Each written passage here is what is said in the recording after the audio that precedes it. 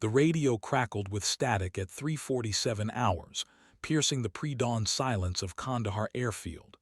Major Kestrel, Reaper, Thorne was halfway through her pre-flight checklist when the transmission cut through the routine chatter like a blade. All Raven flight elements, stand down immediately. Repeat, all air assets are grounded pending further orders. The voice belonged to Colonel Marcus Hayes, their squadron commander, and it carried an urgency that made seasoned pilots pause mid-sentence across 3 hangars. What nobody knew yet was that 6 Navy SEALs were bleeding out in a valley 30 miles north, their extraction helicopter shot down by insurgents who had somehow acquired surface-to-air missiles that weren't supposed to exist in this theater. The mission had gone dark 47 minutes ago, and the silence from Team Neptune was deafening. Reaper's calloused hands froze on the instrument panel of her Thunderbolt II. Around her, the massive aircraft seemed to exhale in the humid Afghan air, its twin General Electric turbofans cooling with metallic clicks and sighs. She'd flown this particular Warthog, tail number 780684, through 17 combat sorties without a scratch. The aircraft bore the scars of close calls, patches of olive drab paint covering shrapnel damage, replacement panels that didn't quite match the original colors, and her personal tally marks etched discreetly below the canopy rail. The stand-down order made no sense. Intelligence had reported increased enemy activity in the northern valleys, and the 455th Expeditionary Wing had been on high alert for 72 hours. F-22 Raptors sat locked and loaded on the runway, their pilots undoubtedly as confused as she was. The sophisticated fighters could clear any airspace within minutes, their stealth capabilities and advanced weapons systems making them the obvious choice for whatever crisis had emerged. But Reaper knew something the Raptor jockeys didn't. She'd spent 3 tours learning to read between the lines of military communications, and the colonel's tone suggested this wasn't a routine operational pause. Someone, somewhere, had made a decision that prioritized politics over the lives of American servicemen. The kind of decision that kept generals in Washington comfortable while soldiers died in distant mountains. She glanced at her watch, 3:51 hours. Dawn was still 2 hours away, and in the pre-flight briefing room she'd overheard fragments of a conversation about acceptable losses and diplomatic complications. The pieces were falling into place, painting a picture that made her stomach turn. Somewhere out there, Americans were counting on help that had been officially denied. The radio fell silent, leaving only the sound of her own breathing and the distant hum of generators. In that silence, Major Kestrel Thorne made a decision that would either end her career or define it. She reached for her helmet and continued the pre-flight sequence, her movements deliberate and quiet. The A-10 systems responded with familiar green lights and steady readings. 20 years of military service had taught her when to follow orders and when to trust her instincts. Tonight, her instincts were screaming. The first pale hint of stars was visible through the hangar opening, and somewhere in those mountains, time was running out. Reaper's fingers found the radio transmit switch, then hesitated. Once she broke protocol, there would be no going back. But as she stared at the mission photographs taped to her instrument panel, faces of SEALs she'd provided close air support for countless times, the choice became clear. In the distance, an F-22's engine whined as it powered down, following orders. Major Thorne's A-10 rumbled to life with a sound like controlled thunder, and she began her taxi toward an unauthorized takeoff that would either save 6 lives or destroy her own future. The runway stretched ahead like a bridge between duty and conscience, and she was about to cross it at full throttle. The Operations Center's duty officer noticed the unauthorized engine start immediately, his hand hovering over the radio that could stop her. But something in the way the A-10 moved, purposeful, determined, unstoppable, made him pause long enough for the Warthog to reach takeoff speed. By the time Colonel Hayes burst into the tower, demanding explanations, Major Kestrel Thorn was already a silver speck against the pre-dawn sky, heading north toward a valley where silence had become synonymous with death. Ground control's protests faded behind her as she climbed toward the mountains, her aircraft's distinctive silhouette unmistakable even in darkness. The A-10 wasn't built for stealth or speed.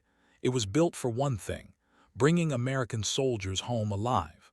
Tonight, that mission would take precedence over everything else, including her own career. The radio exploded with demands for her immediate return, but Reaper had already switched to a different frequency. Somewhere in the static-filled transmissions, she caught fragments of desperate calls for help. Team Neptune was still alive, still fighting, still waiting for the cavalry that had been ordered to stand down. She banked the Warthog toward their last known position, the aircraft responding like an extension of her will. In the operations center, Colonel Hayes stared at the radar screen showing a lone aircraft heading directly into hostile territory. "Get me a direct line to the Pentagon," he ordered, his voice tight with the knowledge that careers were about to end. But on his face, beneath the professional concern, was something that looked almost like admiration. The mountains rose ahead like sleeping giants, their peaks touched with silver moonlight. Major Thorne checked her weapon systems one final time, the familiar ritual bringing calm to her racing heart. The A-10's GAU-8 Avenger cannon was loaded with 1,350 rounds of 30 depleted uranium shells, each one capable of stopping a tank. More importantly, her wing pylons carried precision-guided munitions that could thread a needle at 5 miles. As she crossed into the disputed valley, Reaper's headset crackled with a weak transmission. Any station, this is Neptune 6. We have wounded, running low on ammo. Request immediate close air support." The voice was strained, professional, desperate. It belonged to a man who knew he was asking for help that wasn't coming. "Neptune 6, this is Reaper 1-1, she responded, her voice cutting through the static like a lifeline. "I've got your back. Pop smoke and give me your grid coordinates." The relief in the SEAL's response was palpable, even through the radio's distortion. For the first time in hours, Team Neptune had hope. But as Major Thorne descended toward the valley floor, her thermal imaging revealed the true scope of their situation. The SEALs were surrounded, outnumbered 10-1, pinned down in a dried riverbed with minimal cover. Enemy positions dotted the surrounding ridges like deadly constellations, their muzzle flashes painting the darkness with orange death. This wasn't just a rescue mission. It was about to become the fight of her life. The pre-dawn air was clear and cold at 8,000 feet, perfect flying conditions for close air support. Major Thorne's A-10 banked smoothly toward the target area, her trained eyes scanning the mountainous terrain below through night vision equipment that turned darkness into green-tinted clarity. The Warthog's twin engines hummed with reassuring power, each General Electric TF-34 turbofan providing the reliability that had made the aircraft legendary among ground forces. "Neptune 6, Reaper 1-1, she called, her voice steady despite the adrenaline coursing through her veins. "I need exact positions on friendlies and a target priority list." The response came immediately, tight with pain and exhaustion. "Reaper, Neptune 6 actual. We have 2 urgent surgical, 1 routine. Machine gun nest at grid 417962, approximately 200 meters northwest of our position. They've got us pinned hard." Through her targeting pod, Reaper could see the infrared signatures of the SEAL team clustered in a natural depression that provided minimal cover from the crossfire above. The enemy positions were clearly visible, heat signatures concentrated around rocky outcroppings that offered commanding views of the valley floor. Professional soldiers, well-positioned, and absolutely lethal. "Copy, Neptune. I've got visual on the nest. Danger close, how copy?" The pause that followed carried weight. Danger close meant her ordnance would impact within 600 meters of friendly forces, close enough that fragments could wound or kill the men she was trying to save. "Reaper, we're combat effective. Bring the rain." The SEAL's response carried the grim acceptance of men who understood that calculated risks were better than certain death. Major Thorne's fingers moved across her weapons panel with practiced precision. She selected a single AGM-65 Maverick missile, its infrared guidance system already locked onto the heat signature of the enemy machine gun. The A-10 shuddered slightly as the missile separated from its pylon, its solid rocket motor igniting in a brilliant flash that temporarily overwhelmed her night vision. The Maverick streaked downward like a falling star, its warhead finding the rocky nest with surgical precision. The explosion illuminated the entire valley for 3 seconds, revealing dozens of enemy fighters scrambling for new positions. But Major Thorne was already adjusting her attack angle, lining up for a strafing run with the GAU-8 cannon. Neptune 6, that's one nest down. I'm seeing multiple movers on the ridgeline, approximately 50 meters east of the impact. Stand by for gun run. The A-10 dove toward the valley floor, its armored cockpit protecting Reaper as small arms fire sparkled like deadly fireflies in her peripheral vision. The Warthog's titanium bathtub could absorb tremendous punishment, but she knew that even the toughest aircraft had limits. The GAU-8 opened up with its distinctive sound, part chainsaw, part thunder, part mechanical death. Depleted uranium rounds chewed through rock and flesh with equal efficiency, each burst lasting only seconds but delivering devastation that would have required artillery batteries in earlier wars. Through her targeting display, Reaper watched enemy heat signatures disappear as the cannon's fury swept across their positions. Beautiful Reaper. That's at least 6 down, Neptune 6 reported, his voice carrying the first hint of hope she'd heard. But we've got movement on the southern ridge, and I think they're setting up mortars. The tactical situation was evolving rapidly, and Major Thorne knew that every second counted. Mortars meant the enemy could rain indirect fire on the SEALs without exposing themselves to her guns. She banked the A-10 hard left, its sturdy airframe groaning under the G-forces as she climbed for another attack run. The southern ridge was 1,000 meters long, offering dozens of potential mortar positions among its rocky terrain. Finding the right targets would require patience and precision she wasn't sure they had time for. "Neptune, can you give me a talk-on for those mortars?" she asked, already knowing the answer would be negative. The SEALs were pinned down, unable to move or observe without drawing fire. They were fighting blind, dependent on her eyes in the sky to identify threats before those threats could destroy them. As if summoned by her thoughts, the first mortar round impacted 30 meters from the SEAL position, showering them with rock fragments and dirt. The enemy had found their range, and the next rounds would be on target. Major Thorne pushed the A-10 into a steep dive, abandoning caution for speed as she raced to silence the mortars before they could complete their deadly work. The radio crackled with updates from Kandahar. "Reaper 1-1, you are ordered to return to base immediately. Acknowledge." Colonel Hayes' voice cut through the tactical frequency, carrying the weight of direct orders and military discipline. But Major Thorne was beyond the reach of regulations now, committed to a course of action that would either vindicate her decision or end her career. "Negative, Control. I have troops in contact, mission critical," she responded, her voice clipped and professional even as she lined up another gun run. Below her, the mortar team was visible through thermal imaging, 4 men working frantically to adjust their weapons' elevation. They had perhaps 30 seconds before their next round would find its mark. The A-10's cannon spoke again, its depleted uranium rounds carving a line of destruction across the rocky ridge. The mortar position disappeared in a cloud of pulverized stone and metal, but Major Thorne knew that other teams were already repositioning. This was becoming a deadly game of tactical chess, played at 300 knots with lives hanging in the balance. In the operations center at Kandahar, Colonel Hayes watched the satellite feed with growing admiration and concern. Major Thorne was flying textbook close air support, her movements precise and devastating.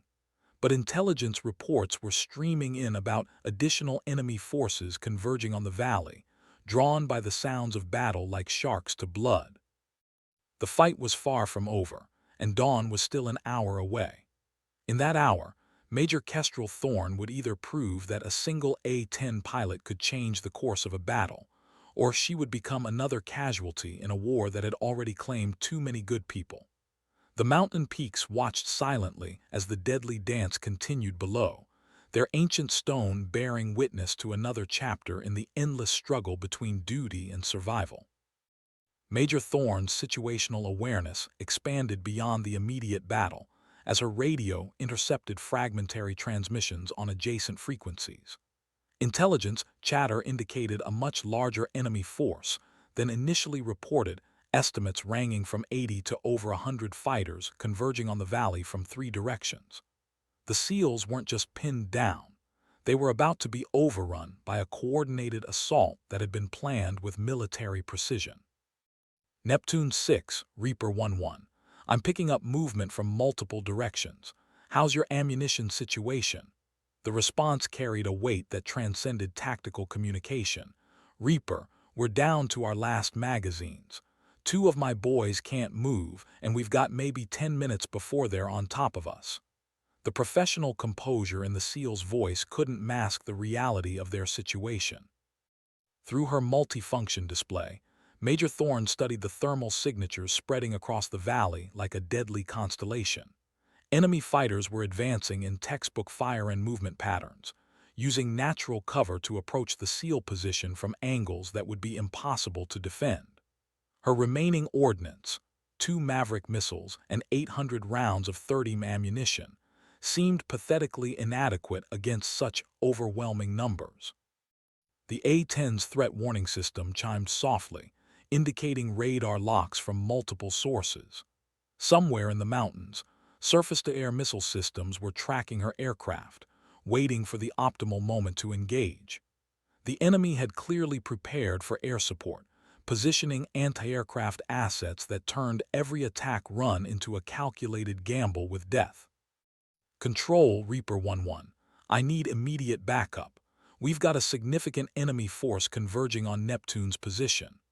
Major Thorne's transmission cut through the tactical frequency with professional urgency, but the response from Colonel Hayes carried crushing finality. Negative, Reaper. All air assets remain grounded by direct order. You are alone out there. The silence that followed seemed to stretch across the mountains like a physical presence. Major Thorne understood the implications immediately. This wasn't just about a rescue mission anymore. Political considerations had overridden military necessity, leaving 6 SEALs and 1 A-10 pilot to face impossible odds without support. The weight of institutional abandonment settled over her like lead. But understanding the situation and accepting it were different things entirely. Major Kestrel Thorne had not survived 3 combat deployments by surrendering to impossible circumstances. She banked the Warthog toward the largest concentration of enemy forces, her decision made with the clarity that comes from absolute commitment. Neptune 6, I'm going to make multiple gun runs to thin them out. When I tell you to move, you grab your wounded and head for the northern ridge. There's a clearing about half a click from your position that might work for helicopter extraction. The SEAL's response was immediate. Negative, Reaper. We don't abandon our dead, and extraction has been denied. The words hung in the radio static like an epitaph. No extraction meant no escape, no matter how successful her attacks might be. The SEALs were committed to fighting and dying in this valley, and Major Thorne was the only thing standing between them and annihilation. The mathematical certainty of the situation would have been laughable if it weren't so tragic. She dove the A-10 toward the advancing enemy forces, her cannon blazing with controlled fury. Depleted uranium rounds chewed through rock and flesh, each burst carefully calculated to maximize damage while conserving ammunition. Through her targeting system, she watched heat signatures disappear as her attacks found their marks, but for every enemy fighter eliminated, 2 more seemed to take his place. The enemy returned fire with increasing intensity, their muzzle flashes creating a deadly light show across the mountainside. Tracer rounds streaked past her canopy like angry hornets, and she felt the A-10 shudder as several rounds found their mark. The Warthog's armor held, but warning lights began appearing on her instrument panel with increasing frequency. "Reaper, you're smoking." Neptune 6's voice cut through the radio static with urgent concern. Major Thorne glanced at her engine parameters and confirmed what she already knew. Her left engine was losing power, probably from small arms damage to fuel or oil lines. The A-10 could fly on one engine, but her performance envelope was rapidly shrinking. As she climbed away from the valley floor for another attack run, Major Thorne caught sight of something that changed everything. Through breaks in the cloud cover, she could see additional aircraft on the horizon, the distinctive triangular shapes of F-22 Raptors approaching at high altitude. For a moment, hope flared in her chest like a physical sensation. But the Raptors maintained their distance, orbiting at 30,000 feet like metallic vultures waiting for the battle to end. Their pilots had orders to observe but not engage, to document but not intervene. They possessed the firepower to end this fight in minutes, but political considerations kept their weapons cold and their radios silent. The betrayal cut deeper than enemy gunfire. Major Thorne understood military hierarchy and the necessity of following orders, but watching American fighters hold position while Americans died below violated every principle she'd sworn to uphold. The F-22s represented everything wrong with modern warfare: overwhelming technological superiority, rendered impotent by bureaucratic cowardice. She keyed her radio with savage intensity. "Any Raptor flight, this is Reaper 11. I have American forces in contact, requesting immediate close air support." The silence that followed carried its own message. The F-22 pilots were undoubtedly listening, undoubtedly wanting to help, but absolutely forbidden from acting. Major Thorne banked the damaged A-10 toward another gun run, her jaw set with determination that transcended military protocol. If the Air Force's most advanced fighters were going to bear witness, she would give them something worthy of their observation. The Warthog might be old, might be damaged, might be outnumbered, but it was still in the fight. Below her, Neptune 6 was coordinating his team's defensive positions with the calm professionalism of men who had accepted their fate. "Reaper, we're consolidated at grid 417958. Hit everything else in this valley and hit it hard. We'll take our chances with the fragments."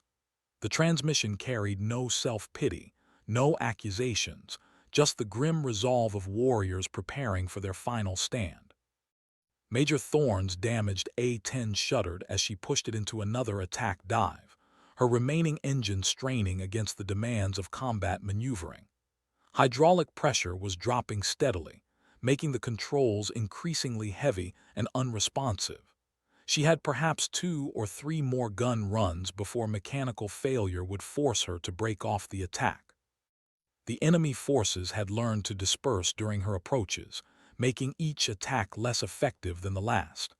They were adapting to her tactics with professional competence, turning the battle into a test of attrition she couldn't win.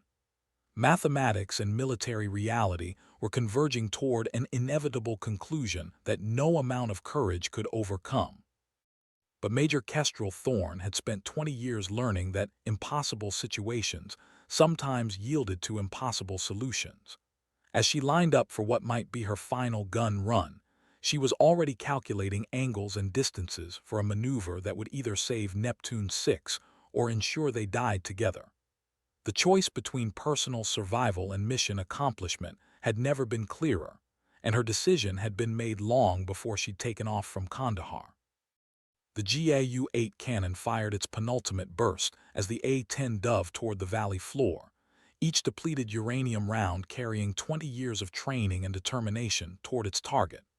Above them, the F-22 Raptors continued their silent vigil, their sensors recording everything while their weapons remained cold. The contrast between capability and permission, between technology and will, played out against the pre-dawn sky like a meditation on the nature of modern warfare. In the Tactical Operations Center, Colonel Hayes watched multiple screens simultaneously: satellite feeds, aircraft telemetry, and communication transcripts that would either exonerate or condemn everyone involved. Major Thorne's A-10 was clearly damaged, its flight path erratic and its engine parameters degrading steadily. But the aircraft continued its attacks with mechanical precision, each gun run executed with textbook competence despite impossible circumstances. The mathematics of the situation were brutal and undeniable. Major Thorne had perhaps 100 rounds of ammunition remaining, facing an enemy force that intelligence now estimated at over 150 fighters. Her aircraft was damaged and losing power, operating in airspace that had become increasingly hostile as enemy anti-aircraft assets moved into position. By any reasonable calculation, the mission was already lost. But reasonable calculations didn't account for the factor that made Major Kestrel Thorne legendary among ground forces throughout the theater. She possessed an almost supernatural ability to extract maximum lethality from minimum resources, to find tactical solutions where others saw only tactical problems. Her reputation for bringing soldiers home alive had been earned through situations exactly like this one. Neptune 6, Reaper 1-1. I'm going to make one more gun run, then I need you to move on my command. There's a narrow ravine running north from your position. It'll provide cover from the eastern approaches. The SEAL's response carried weary acceptance. Roger, Reaper. We'll be ready to move, but our wounded aren't going far. Major Thorne studied the terrain through her targeting pod, calculating angles and distances with the precision of an artillery computer. The ravine Neptune 6 would need to traverse was 800 meters long, exposed to enemy fire for approximately 400 meters in the middle section. Even if her final gun run eliminated the immediate threats, the SEALs would be vulnerable during their movement. The solution that came to her violated every safety protocol in the Air Force manual, but it offered the only realistic chance of getting Neptune 6 to a defensible position. She would have to fly the damaged A-10 at extremely low altitude, using the aircraft itself as a moving shield between the SEALs and their enemies. The maneuver would expose her to concentrated ground fire from multiple directions, but it might buy the time Neptune 6 needed to reach relative safety. Her left engine coughed and stuttered as she descended toward the valley floor, oil pressure dropping into the red zone as damaged SEALs failed under combat stress. The A-10's flight characteristics were becoming increasingly unpredictable, requiring constant control inputs to maintain anything resembling stable flight. But the Warthog had been designed to absorb punishment and keep flying, and Major Thorne intended to test those design specifications to their absolute limits. Control, Reaper 1-1. I'm going to need that extraction helicopter standing by at grid 418127. Neptune 6 will be moving to that position in approximately 10 minutes. The transmission was purely optimistic. She had no authority to request helicopter support that had been officially denied. But sometimes military miracles required military faith, and Colonel Hayes had spent his career recognizing the difference between hopeless situations and impossible ones. The F-22 Raptors maintained their orbital pattern at 30,000 feet, their advanced sensors recording every detail of the unfolding battle. Their pilots undoubtedly recognized the tactical brilliance of Major Thorne's improvised strategy, just as they recognized the near certainty of its tragic conclusion. The Raptors possessed weapons systems that could eliminate every enemy position in the valley within 60 seconds, but those weapons might as well have been on Mars for all the good they could do. Major Thorne's final gun run began at 200 feet above ground level, the damaged A-10 screaming toward the enemy positions with the fury of controlled desperation. Her targeting system locked onto multiple threats simultaneously, the GAU-8 cannon tracking from target to target with mechanical precision. Each burst of depleted uranium ammunition was calculated to maximum effect, every round precious beyond measure. The enemy response was immediate and overwhelming. Tracer fire filled the air around her aircraft like deadly confetti, and she felt the absorb hit after hit as automatic weapons concentrated their fire on her approach path. Warning lights cascaded across her instrument panel, and the smell of smoke began filtering into the cockpit despite her sealed environmental system. But the Warthog kept flying, kept fighting, kept protecting the men on the ground who depended on her skills and determination. Through her canopy, Major Thorne could see muzzle flashes winking out as her cannon found its marks, enemy positions eliminated with surgical precision, even as her aircraft absorbed potentially fatal damage. "Neptune 6, move now," she commanded, her voice cutting through the radio static with absolute authority. Below her, she could see the SEAL team beginning their desperate sprint toward the ravine, carrying their wounded with practiced efficiency even under fire. The A-10 banked hard left, positioning itself between the running SEALs and the largest concentration of enemy fighters. The maneuver saved Neptune 6 but doomed her aircraft. Concentrated fire from 3 directions converged on the A-10 as it flew straight and level, absorbing punishment that would have destroyed lesser aircraft instantly. Major Thorne felt the controls grow sluggish as hydraulic systems failed, watched her airspeed indicator fluctuate wildly as pitot tubes were damaged by gunfire. "Reaper, we're in the ravine. Beautiful work." Neptune 6's transmission carried gratitude and admiration in equal measure. The SEALs had reached relative safety, their wounded protected by natural stone barriers that would deflect all but the most precisely aimed enemy fire. Major Thorne had accomplished the impossible. She had moved 6 men from certain death to probable survival using nothing but courage and a damaged A-10. But her own situation had become untenable. Both engines were now showing critical parameters. Her hydraulic pressure had dropped to nearly zero, and electrical systems were failing throughout the aircraft. The Warthog was still airborne through sheer momentum and aerodynamic stubbornness, but its combat effectiveness had ended with that final gun run. Through her cracked canopy, Major Thorne could see the first hints of dawn touching the mountain peaks with pale gold light. In a few hours, this valley would be crawling with rescue helicopters and recovery teams, but she would not be there to see them. Her fuel gauge showed less than 10 minutes of flying time remaining, and her damaged aircraft was barely controllable even in smooth air. The radio crackled with transmissions from Kandahar, Colonel Hayes' voice cutting through the static with urgent concern. "Reaper 11, what's your status? We're showing multiple system failures on your aircraft." Major Thorne's response was characteristically understated. "Control, Reaper 11. Aircraft is combat ineffective, but Neptune 6 is secure. Mission accomplished." Those 3 words, mission accomplished, carried weight far beyond their simple meaning.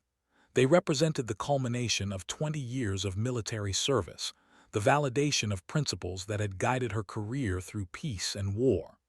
Major Kestrel Thorne had been given an impossible task and had found a way to complete it, regardless of personal cost. Above her, the F-22 Raptors began descending from their orbital altitude, their pilots finally receiving permission to provide cover for the extraction that political considerations had delayed, but could no longer deny. The sight of the advanced fighters dropping toward the valley floor filled Major Thorne with complex emotions: relief that Neptune 6 would receive proper protection, frustration that such protection had been withheld when it was most needed. Her damaged A-10 shuddered as she began climbing away from the valley, every foot of altitude gained through force of will and mechanical stubbornness. The Warthog had given everything it had to give, just as she had given everything she had to give.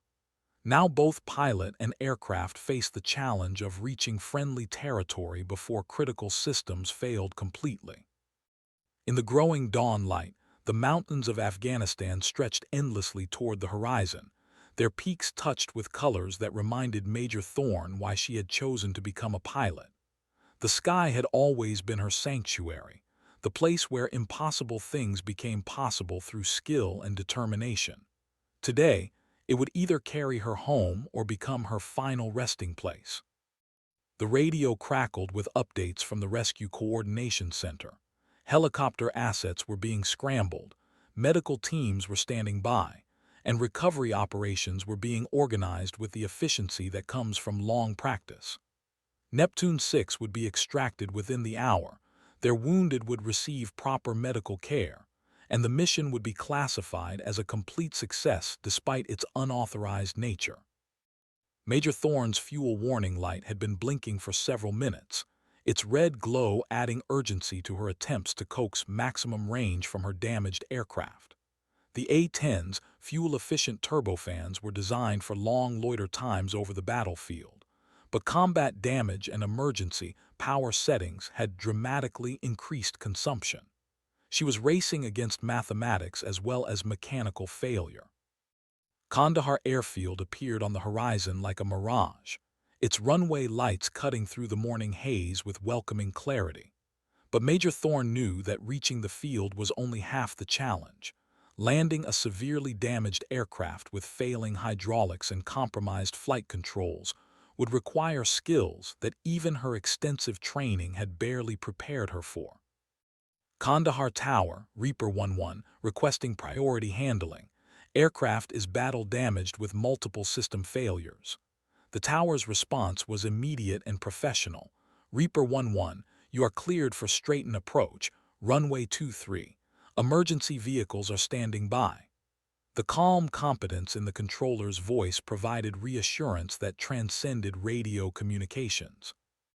As she lined up for her approach, Major Thorne could see the results of her unauthorized mission spreading across the base like ripples in a pond.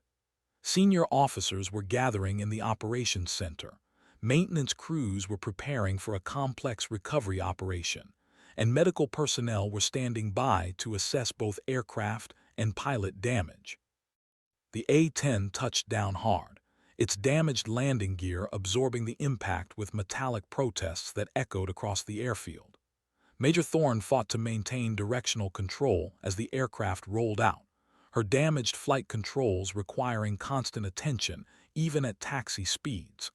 When the Warthog finally came to rest beside the emergency vehicles, she felt 20 years of tension drain from her shoulders like a physical weight. Ground crews swarmed over the aircraft, documenting damage that would have been fatal to lesser machines. The A-10's titanium armor had absorbed countless hits. Its redundant systems had continued functioning despite catastrophic damage, and its robust design had brought both pilot and aircraft home against overwhelming odds. It was a testament to engineering excellence and operational courage working in perfect harmony. Major Kestrel Thorne shut down her engines and sat quietly in the cockpit, watching steam rise from overheated metal as her aircraft began its transition from war machine to maintenance project. In a few hours, investigators would arrive to document her violations of direct orders. Political officers would assess the diplomatic implications of her actions, and military lawyers would determine whether her unauthorized mission constituted heroism or insubordination. But those concerns belonged to the future, and the future would have to wait. For now, Major Thorne allowed herself a moment of quiet satisfaction, knowing that 6 American warriors were alive because she had chosen conscience over compliance, mission over career. The mountains of Afghanistan held many secrets, but they would not hold the secret of Neptune 6's fate. In the operations center, Colonel Hayes stood before a wall of monitors displaying the tactical situation in real time. The F-22 Raptors had established air superiority over the valley, their presence discouraging any further enemy activity in the area. Rescue helicopters were inbound with medical teams and security elements, their mission simplified by Major Thorne's decisive actions. The colonel's preliminary report would note that Major Thorne had violated direct orders by conducting an unauthorized combat mission, had exceeded her operational authority by engaging enemy forces without permission, and had risked valuable aircraft and personnel through reckless tactical decisions. The same report would also note that her actions had directly resulted in the survival of 6 Navy SEALs who would otherwise have died in an isolated valley, with their bodies never recovered. Military justice would have to reconcile these contradictory truths, weighing the value of discipline against the imperatives of mission accomplishment. But Colonel Hayes had spent 30 years in uniform, and he understood that some decisions transcended regulations and policies. Major Kestrel Thorne had done what warriors had always done when faced with impossible choices. She had chosen to act rather than accept unacceptable outcomes. The sun was fully visible now, casting long shadows across the Afghan landscape that had witnessed so much courage and sacrifice over the decades. In a few hours, the valley where Neptune 6 had made their stand would be quiet again, its rocky slopes giving no hint of the drama that had played out in darkness. But the men who had fought there would carry the memory forever, just as they would carry the knowledge that sometimes a single person with the courage to act could change everything. Major Thorne climbed down from her aircraft and walked toward the debriefing room where her career would be dissected and analyzed by officers who had never faced such impossible choices. Her flight suit was stained with hydraulic fluid and sweat, her hands still trembling slightly from adrenaline and exhaustion. But her eyes held the quiet confidence of someone who had tested herself against the ultimate challenge and had not been found wanting. Behind her, maintenance crews began the complex process of assessing her aircraft's damage and determining whether the venerable A-10 would fly again. The Warthog had absorbed punishment that would have destroyed most aircraft, but its reputation for survivability was legendary throughout the Air Force. Like its pilot, it had been tested under fire and had proven worthy of the trust placed in it. In a secure briefing room half a world away, senior Pentagon officials were receiving their first detailed reports of the night's events. The political implications were significant. An American pilot had conducted combat operations in direct violation of orders, had engaged enemy forces without authorization, and had potentially compromised delicate diplomatic negotiations through her actions. But the military implications were even more significant. Major Thorne had demonstrated that individual initiative and tactical competence could overcome superior numbers and adverse circumstances. She had proven that the human element remained paramount in warfare, regardless of technological advances and bureaucracy.